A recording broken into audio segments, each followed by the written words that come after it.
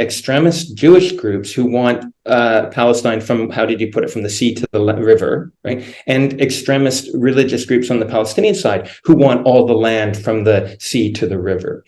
And so it's sort of interesting to think about the extent to which these groups who view this land as given to them by God, right, in terms of, and thus no other religion or religious leadership could rule over it.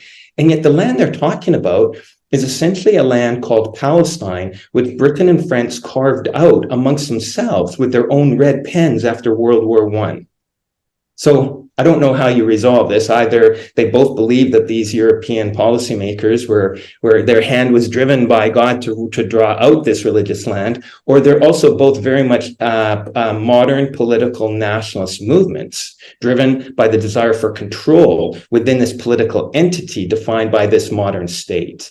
So as a rule, I tend to think of religious motivations as being about the use to which religion can be put, often for nationalist or political purposes, than as religion per se. And my one last point about religious extremism is we know it thrives in chaos. We know it thrives in failed, destroyed states.